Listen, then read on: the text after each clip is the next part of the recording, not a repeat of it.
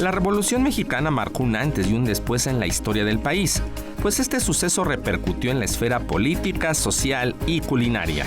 Su impacto fue tal que la comida fungió como pieza clave para la creación de varios platillos representativos del México actual. Quédese a descubrir de qué se trata.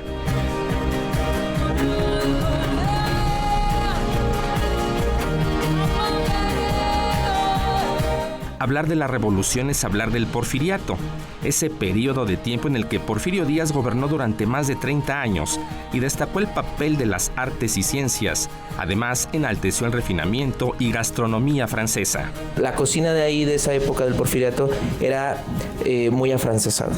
Había foie gras de pato, había muchas crepas, incluso había pasteles, mucha chocolatería. En esta época fue cuando empezó también los restaurantes, cuando comenzaron los cafés, cuando comenzaron pues muchos cafés muy famosos que ya tenemos todavía incluso en la actualidad. El francés Sylvain Dumont fue uno de los chefs destacados de la época.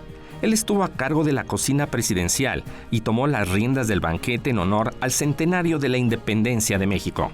El afrancesamiento siguió desarrollándose hasta que el 20 de noviembre de 1910 estalló la Revolución Mexicana, hecho que repercutió en la comida.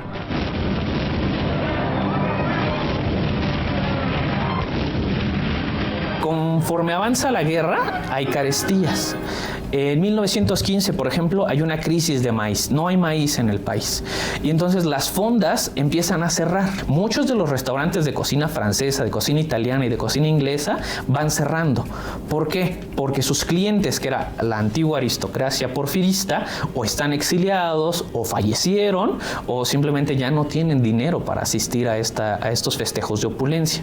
La lucha armada y la escasez de alimento hizo que las mujeres, conocidas popularmente como Adelitas, engrosaran las filas del ejército o se dedicaran de lleno a la cocina. Ellas tenían que mantener a la tropa, les daban de comer 2 o 3 veces al día en tiempos buenos. Tenían que recoger hierbas de la zona en la que estaban.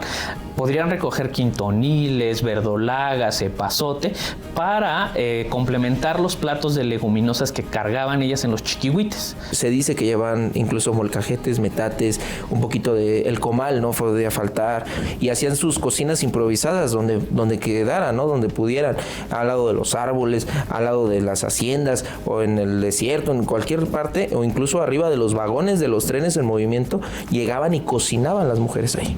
Durante la Revolución, los soldados llegaron a comer perro, caballo y burro.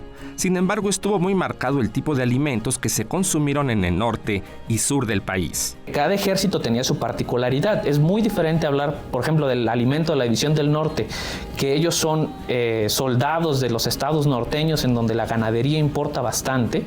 ¿Sí? Ellos comen machaca, comen frijoles, comen lentejas, comen asados, hacen salsas para acompañarlos, mientras que, por ejemplo, el Ejército Libertador del Sur, ellos tienen una cocina un poco más relacionada con sus estados, con el estado de Morelos, ¿sí? Con el estado de Puebla. Hay moles, hay pipianes, también hay frijoles, pero hay queso fresco para acompañar los frijoles. Debido al ingenio de las Adelitas, se crearon varios platillos y aumentó el consumo de quintoniles, tasajo y pulque, que les daba valor a los soldados para el combate. Se inventaron muchísimos platillos, ¿no? Ya se llegaron a conseguir platillos que, como por ejemplo la discada, ¿no? La discada era un platillo que igual se hacía en un disco, por eso el nombre discada, donde se le agregaba tocino, se le agregaba carne, se le agregaba pimiento, se le agregaba todo lo que llegaran a encontrar. En los vagones de los ferrocarriles se llegó a inventar incluso el mole de olla. Se cuenta que Pancho Villa llegó a fusilar a varios soldados por violar la ley seca y un día llegó a la Ópera Bar, ubicado en el centro de la Ciudad de México, y soltó un balazo para llamar la atención. También se dice que Francisco I. Madero era vegetariano. A Venustiano Carranza le gustaba la cabeza de chivo hervida. Emiliano Zapata disfrutaba tomar atole de ciruela. Y un día Álvaro Obregón pidió guajolote con mole y pulque porque esa era la comida del pueblo y él debía representarla.